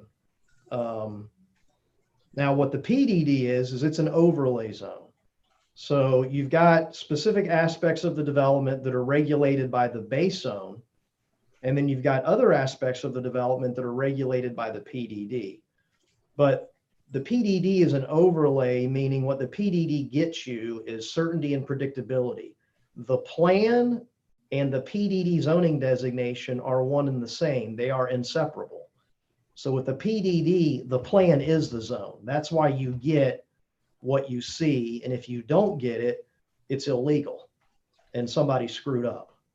So that's the difference between the two. And as I mentioned previously, the best examples of quality development in this city, quite frankly, are all planned developments. And that's by design, and that happens for a reason. because it causes the developer to be more deliberate in their planning, and it causes them to follow their plan. And the reason they follow their plan is because they would prefer to do that than have to go back through an arduous public hearing process. Thank you, Forrest. Ms. Taylor, do you have any other follow-up questions or any other questions? Thank you. Okay. Forrest, I have a question for you. With the PDD overlay and the LDD zoning and the commercial not being developed immediately, what will be the Planning Commission and the council's role as the commercial is conceptualized and is brought forward in the future?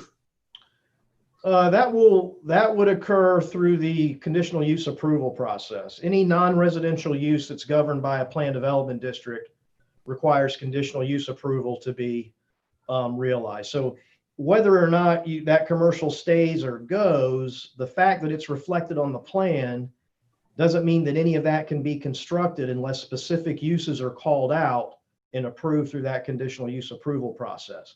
We talked about that a little bit previously when Councilmember Dawson asked about that and what is the vested right of that commercial development as a result of this PDD? And the answer is there is none, not until conditional use approval is required, and approved. And for us, that conditional use process goes to Planning Commission and then comes to council. That's correct. 2 public hearings before both bodies. Thank you, Forrest. So, Mayor, if I may, if someone were to want to, if someone wanted to build a gas station on that particular property, it's got to go through the Planning Commission and back through the City Council for approval before anything like that could be done. Yes, sir. All right, thank you. All right. Any other questions or comments from the council? Jim, we've had a long discussion here. Would you just kind of reread what we're voting on right now again for us? We are doing item 8A, which is pre-zoning 24.03 acres from rural to LDD. Okay. So we do have a motion and a second. Is there any other comments or questions? Okay, this will be a roll call vote. Lindsay? Dawson, Yes. Dixon, Yes. Griswold, Yes, ma'am. Hovey, Yes, ma'am. Parsons, Yes. Smith, Yes, ma'am. Taylor, Yes. Witten, Yes. Anders. Yes. Item 8B is Blake Rice requests an annexation of 24.03 acres on property located on the north side of Wire Road, east of the Auburn Soccer Complex. Planning Commission unanimously recommended approval of this request. This is the second reading. Move for approval. Second. All right, we have a motion and a second. Jim, on this one, we do not have a public hearing, correct? All right, there's no public hearing on this. Is there any comments or questions from the council? Seeing or hearing none. Lindsay with the roll call. Dixon, Yes. Griswold, Yes, ma'am. Hovey, Yes, ma'am. Parsons, Yes. Smith, Yes, ma'am. Taylor, Witten, Yes. Dawson, Yes, ma'am. Anders. Yes. Item 8C1 is Blake Rice requesting to apply the Planned Development District designation to 50.29 acres on property located on the north side of Wire Road, east of the Auburn Soccer Complex. This is known as the Silos at Conway. Planning Commission recommended approval of this request by a vote of 8-1. This is the second reading and a public hearing is required. Move for approval. Second. All right, I have a motion and a second. At this time, we'll open the public hearing. If you'd like to address the city council on this, please give your name and address for the record, and please hit the raise your hand application on your Zoom. Okay. All right, Mr. David Ennis. Yes, thank you. So 200 Caderna acres, Auburn, Alabama. So thank you for the opportunity to speak again. So my neighbors and I have spent a tremendous amount of time over the last year learning the development process. providing feedback and voicing our concerns related to the development along Wire Road in general. And as has been mentioned before, this included both the future land use study and the proposals related to this property. And I think recently many city council members have been on the receiving end of these efforts. So over the course of these processes, the opinions of the neighborhood have become clear, and that is that residents are not against the development of property in and around Wire Road. However, there's a very strong desire for any development to fit into the existing context of the established neighborhoods. The neighborhood residents have demonstrated a willingness to work with the city and the applicants to develop the property under consideration in a manner that does not gut the rural character of the neighborhood. However, it's obvious that the present application before us tonight does not attempt to fit into the existing neighborhood, and that is why so many residents have expressed their opposition to this proposal. So I'd like to quickly summarize the main concerns that the residents have about the proposal that you see before you on Wire Road. So first, we do not believe that the new proposal for development is contextually appropriate for the surrounding area, which is overwhelmingly rural. Specifically, properties just to the south of the proposed development along Wire Road are large residential lots zoned as rural. This is in striking contrast to the typical proposed subdivision lot size of approximately 0.3 acres, meaning that houses will in fact be packed very close together. The current proposal represents a very sharp housing density transition from the adjacent rural residential properties that have been in the city for decades. Secondly, another major concern on the minds of neighbors is the significant effect that a 71 home subdivision and commercial center will have on traffic on Wire Road. As has already been mentioned, this stretch of Wire Road near Cox Road intersection has been the site of several serious car accidents, and the traffic due to the soccer complex can cause serious congestion. Furthermore, we're concerned that the proposed location of the subdivision entrance could be very dangerous, and we've yet to see no traffic study that assesses the need for traffic safety measures in this area. And it's also recently come to our attention that the soccer complex is planning to expand their facilities and capacity in the near future that would compound any traffic issues related to a potentially adjacent subdivision. Finally, the addition of a commercial district in the development is frankly a non-starter for many residents. It's extremely unclear what type of commercial development would even make sense in this location and the possible impacts on traffic and crime in the area. Sadly, nearly all of the concerns raised by the neighborhoods and suggestions for compromise have not resulted in any meaningful action related to this proposal. I believe that the Wire Road neighborhood and community of Auburn at large can do better than what's in this development proposal. And therefore, we're asking the city council to also expect better and not approve this application for the planned development district. Thank you. All right, thank you. Anyone else like to speak in the public hearing? Okay, seeing no one, we will close the public hearing. This time, are there any comments or questions from the city council? Yes, Mr. Mayor. Sure. Go ahead, Mr. Griswold. Thank you. Yeah, what I was getting at earlier, and I was out of order. Is it possible at this point for us to put conditions on the approval of the PDD? Specifically, I would like to see it based on the condition that developer provide ingress and egress access to the private road that runs between the soccer complex and the site of this development. And I assume that that would require him to bring that private road up to city standards. Is that a condition that we could impart on the developer if we so choose? Thank you. You can put a condition on the PDD.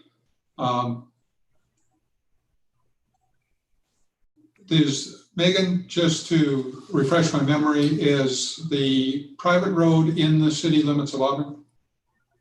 I need to check on that myself, but I think the question is, Planning Commission discussed this slightly. I think the developer and maybe Mr. Rice can speak to that in terms of there's some ownership things going on, and that was one of the conditions that was running through this was about confirming ownership and the ability for those things to happen and whether or not that could happen. And Mr. Rice may or may not have information on that, but I think it's important to note also that there's a subdivision plat that was handled by the Planning Commission that is their purview that spoke specifically to the residential portion of this needed to stub out to the commercial portion. And then there was a requirement on the commercial portion that it could not take access from Wire Road. So in essence, it either had to go through the subdivision itself, the residential area, or it had to go to the driveway that we are speaking of. And at the end of the day, through staff development review and stringing those things together would have happened both ways. I have confirmed that that road is not in the city limits. But that is something that maybe Mr. Rice can speak to, or he may not have information on it. Okay. Mr. Rice, we're putting you on the spot. Could you speak to this possibility? I can. Okay. The developer and the current property owner have discussed this at length. This was always kind of the thought process behind a portion of this development, was that, you know, it would not be proper planning to bring an access from Wire Road directly into the portion shown as commercial. So it was always the thought process that the existing private road would, once that property shown as commercial developed, it would take access from the current private road. The private road would be upgraded from Wire Road to the access point to City of Auburn standards and would be dedicated to the City of Auburn.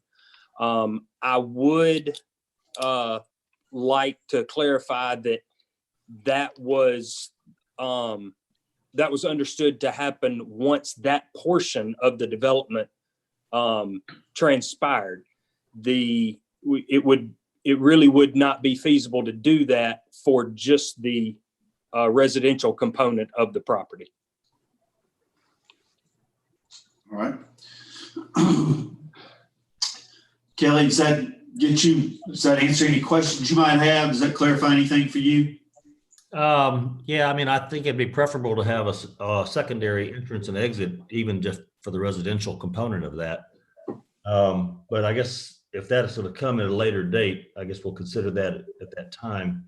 Mr. Rice, where do you anticipate the construction entrance being for the residential portion? Will it come in off of Wire Road or off of the private access road? We had anticipated it coming in at the same location as the future road connecting into Wire for the subdivision. Separating the commercial component from the residential component is an existing jurisdictional stream, and we really didn't want to impact that until the actual connection was made to the west.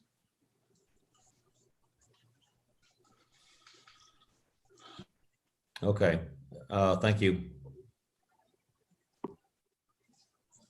Thank you, Mr. Rice. Any other comments or questions from the council regarding the PDD? As far as the, I'm sorry, Mayor, if I may. You go right ahead, Tom.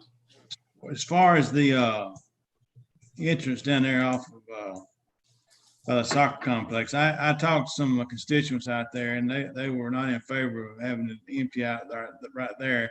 They felt like it might make traffic worse than it already was on that particular end. So they would prefer the ingress and egress be, my understanding, talking to the developer, it's going to be as close as they can get it up near the roundabout, to the roundabout. And I think that would be a better place for it. I brought that up, but they felt like that would be probably make traffic even worse to have it that far down. Any other comments or questions from the council? Mr. Mayor, I have one other question for Mr. Rice. Yep. Mr. Rice, you still with us? Yes, yes. Yeah. I am. Okay. Okay, thank you. Yep. I guess conceptually, I'm just kind of visualizing it as something similar to Solomir. Is that an accurate comparison in terms of the buffering from the road and the fence and the wall or whatever that you're anticipating? I'm having trouble right now visualizing what the Solomir buffer looks like. Okay, it's just north of the Show Jordan overpass, and immediately on the right, you'll see there's a brick wall along with landscaping that separates Highway 14 from the subdivision. If that helps. It does. I'm trying to remember exactly what it looks like. To tell you the truth, I'm trying to pull up a street view of it right now. If you'll give me just a moment, I will have that done.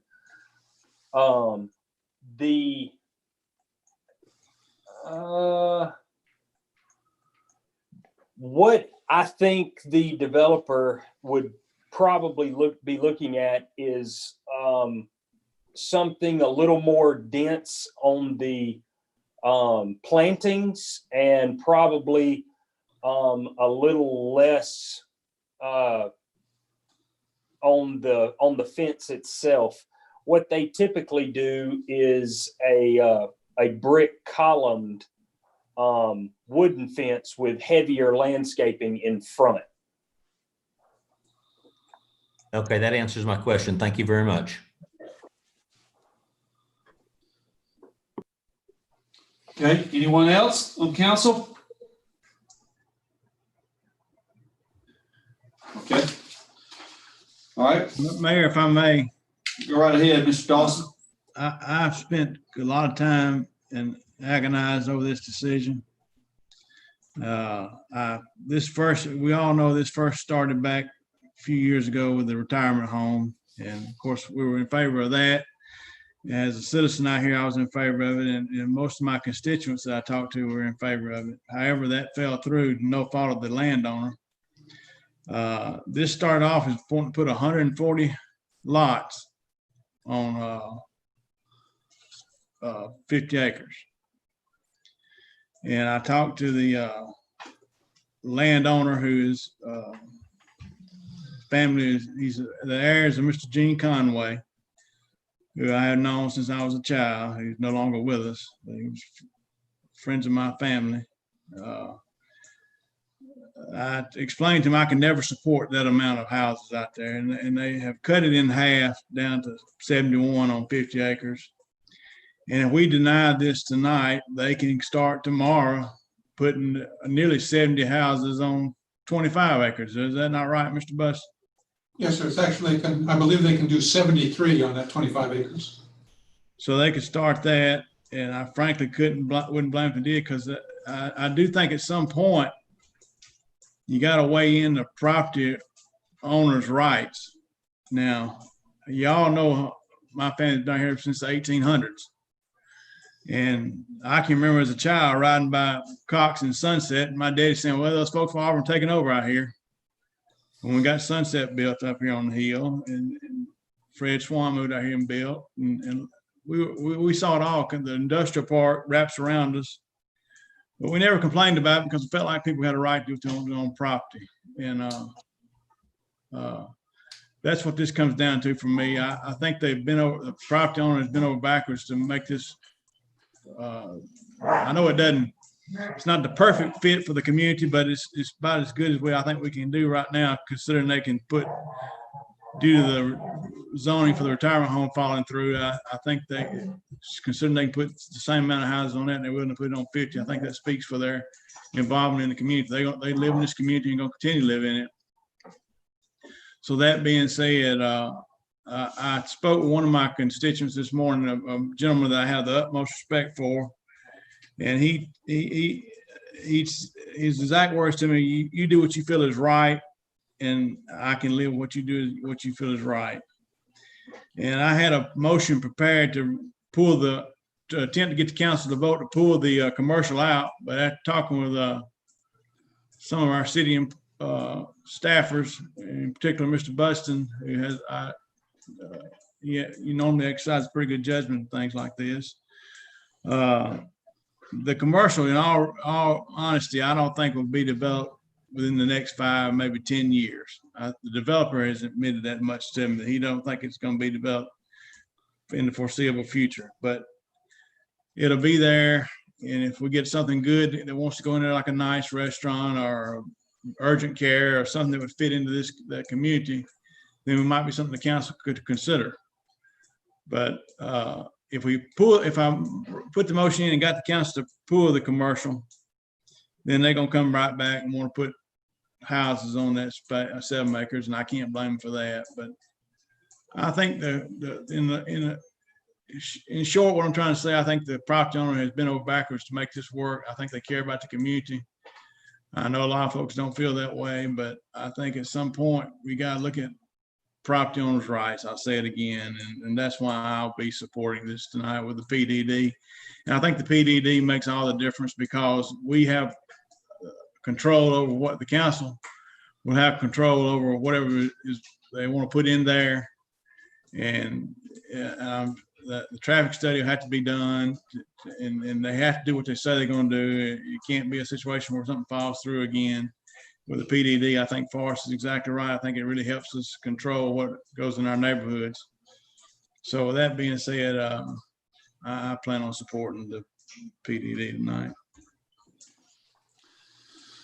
Thank you, Tommy. Anyone else have a comment or a question?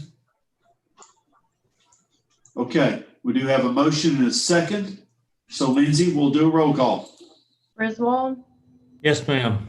Hovey, Yes, ma'am. Parsons, Yes. Smith, Yes, ma'am. Taylor, Yes. Witten, Yes. Dawson, Yes, ma'am. Dixon, Yes. Anders. Yes. Council, the next 3 items on our agenda, item 8C2, 8C3, and resolution item number 9A. The applicant has asked that you postpone these items until the November 3rd City Council meeting. Move to postpone to November 3rd. Second. All right, have a motion and a second to postpone the next 3 items until November 3rd. Any comments or questions? I don't mind the postponement on this. This has been something that has been dragging on and on and on. It feels that way. I don't know how many constituents are on the line waiting to speak. I don't know if there's any way y'all can look at that, but I know that there are people that are almost certain there are people wanting to speak on this, and they've waited till 8:42, and so and I know they'll have their opportunity on November 3rd, but I'm struggling here on the postponement on this. Certainly, Stephen, if they'd like to speak tonight, they can certainly speak at the end of the meeting during citizens communications. They're more than welcome to speak at that point in time, and they can speak on November 3rd. So we will not deny them that right if this, in fact, we vote to do this. But I understand what you're saying. Anyone else? Yes, Mr. Mayor. Yes, sir. Yeah, I really don't see any reason to delay this any further. I know we've all been inundated with comments on both sides of the issue. I don't really see an awful lot that's going to change between now and the next meeting. I would suggest that we proceed this evening. Yes, sir. Thank you. Anyone else have a comment or question? Mayor, if I may, I would like to just acknowledge that this is a courtesy that we have extended to an applicant in the past who's requested to postpone or delay an agenda item for various reasons. And so I would hope that this council would extend the same courtesy to this developer. Thank you. Anyone else? Okay, I certainly go ahead, Jay. No, go ahead. You got it, Tommy. You're up. I certainly understand where it's Mr. Dixon's ward, and I can certainly understand where he's coming from. However, it would be my wish, but we could work something out by continuing once again. Hopefully the developer and the citizens out there who I sympathize with could get together and we could solve this problem for everybody involved. Jay? That's all I was going to say. You know, I certainly am rarely in favor of kicking the can down the road, but you know, I've had the opportunity to sit down with staff, the Bent Brook community, and the developer, and it seems like everyone's trying to at least come up with some sort of, you know, some sort of alternative or some sort of plan. And I have no idea if they have anything really top of mind to change in the proposal, but I don't see where it would. You know, I don't mind giving them the opportunity to try to continue to iron those out. Just last week, you know, staff engineering was still discussing, you know, plans and alternate situations. So I don't mind passing it down just because there's an active conversation still ongoing. Sure. Okay, thank you. Mayor, real quick, is this our second reading? I'm trying to remember the schedule on this. We denied unanimous consent last time, and this is only the second reading, right? It is. Yes. Okay, thank you. Okay. Mr. Buster, we would handle this as we got a motion in a second. So Mr. Mayor, if I may. Yeah, please go ahead. I think Mayor Pro Tem Whitten makes a fair point. It has been interesting watching the gymnastics to get where they have gotten, but at the same time, I think it's, I think in the interest of fairness, I tend to agree with Ms. Whitten on this one. Thank you, Mr. Parsons. So, Mr. Buston, we've got a motion in a second. We just handle this like a resolution then? Yes, just a vote. Just a general vote. Okay. Any other comments or questions? All right. We have a motion second. All in favor, please say aye. Aye. Aye.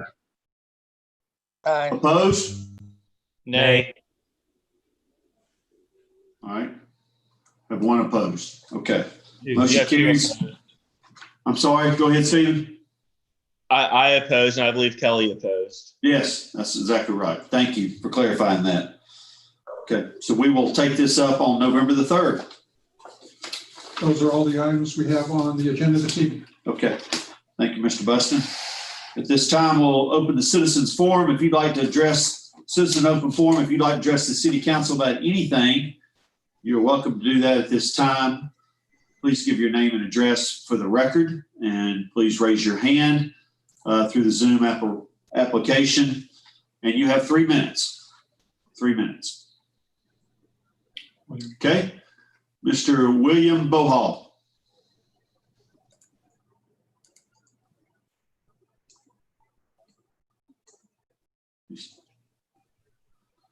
Mr. Bohall? Did you learn to talk? Okay. Mr. Bohall, you are muted. Your phone is muted. If you could unmute your phone. Okay. Am I? Yes, sir. We can hear you. Okay. Can you see me? We cannot see you, but we can hear you very clearly. And give us your address, please, and then go ahead if you want to. I'm a resident of Opelika, 2016 Old Lafette Highway. Okay.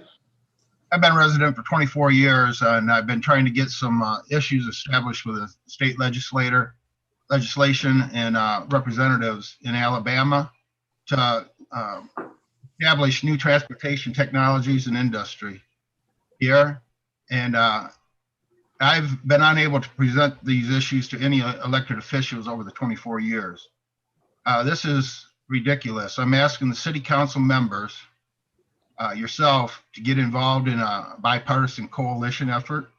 I'm running for office of president as a non-traditional independent. And just like the last campaign year of 2015-16, I did not have access to the media to present my platform or even request volunteers. The same thing is taking place during this election year. And what I have to offer can change the course of transportation and land, air, sea, and space, and save lives. There's a lot that's keeping me from going forward. The reason why I moved to Alabama was to establish this technology and get funding into this state to from everything from research and development to the fundamental establishment of this technology for manufacturing. That's a massive undertaking, and it can create a multitude of jobs and create a safer means of transportation for land, air, sea, and space. I presented these issues to the Opelika Council meeting in July. Before I suffered an injury at work, I am a laborer for an employer in Auburn, Alabama called Nashville Wire. I cannot go out door knocking. My campaign is not going to be able to do this. I need media access, and I've been denied this fundamental right. So I need to ask you for assistance in setting up a platform where I can call members of the city councils from different districts and the mayors to present what I have on a more tangible, reasonable basis, because it's something you need to see in order to understand. I can't do this even on radio because when I explain what I have and how it applies, you cannot feasibly imagine. This would involve Auburn University, as I attempted in 2015 and 16, because of aerospace research I wanted to do there. So I know my time's running out, and I really need more than 3 minutes for people on this issue. Thank you, Mr. Bohall. Next is Ms. Stephanie Merritt. Good evening, Mr. Mayor and City Council members. This is Ernie Merritt. Okay. 2492 Glenbrook Drive. I am calling in reference to the last agenda item that was on the list that several council members discussed. I am also in agreement with several members that have indicated that we are kicking the can down the road. My only ask or question to the council is there a consideration that we move this next discussion away from election night? I believe this could possibly be a tactic or an opportunity or an issue where others might be preoccupied based on the important night that we'll be facing, not only in the state of Alabama, but the nation, and would ask that we possibly consider moving past that date, or if that is something that can be considered by the council. There are many reasons why. There are lots of neighbors in this area that are against this development, traffic, many other reasons why. We are obviously very supportive of developing the property and giving the landowner the opportunity to do as they wish with their land and make money.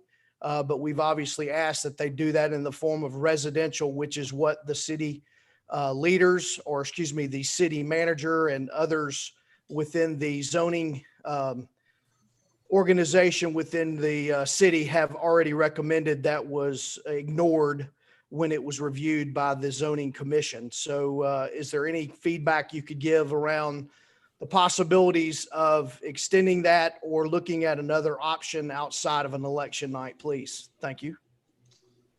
Yeah, this is certainly one of the nuances of our meeting schedule, is that we always end up meeting the night of the presidential election, and it happens with the statewide elections in the off years as well.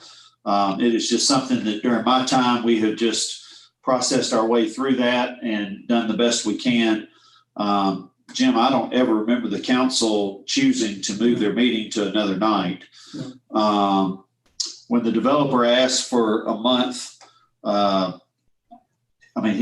they were really asking, the applicant was really asking just for time to do some more due diligence and some study and some fact finding and some negotiating and discussion, correct? Correct. Okay. It was, I don't believe there was anything intentional about trying to bring this back forward on November 3rd. So it would co-opt everybody's attention, and hopefully everybody would be distracted with the presidential election, not paying attention to what's going on. Is it safe to say that didn't come into the conversation with y'all at all? No, not at all. So,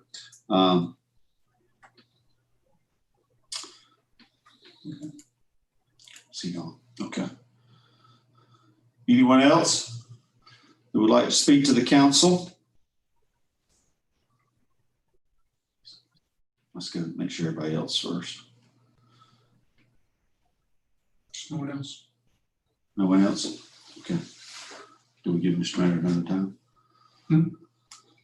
It's up to you. Usually we just give them once, but it's up to you. Okay. All right. So no one will allow, Mr. Mayor will allow you one more time to speak to us.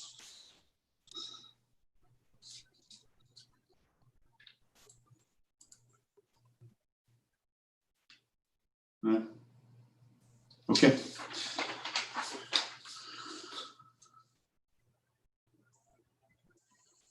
All right. Let's move forward. All right, that closes the citizens open forum.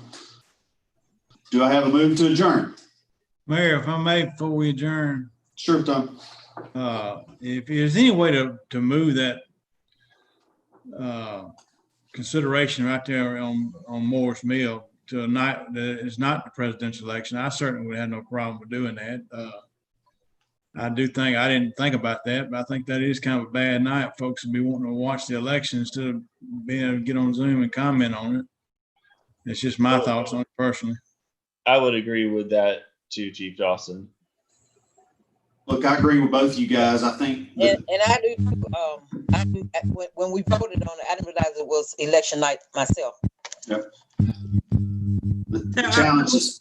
Are we not going to consider any items on election night then? I mean, the challenge for the staff is what do we do with that meeting that is set on our schedule? Look, I recognize that this is a different kind of election.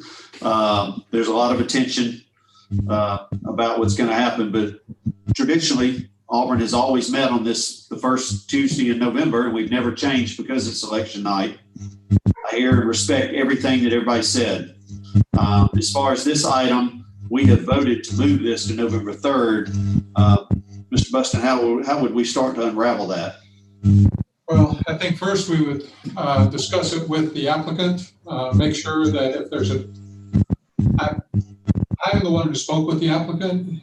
He did not feel, at least with me, that time was of the essence. So maybe he would be happy to ask the council to postpone this again to the second meeting in November.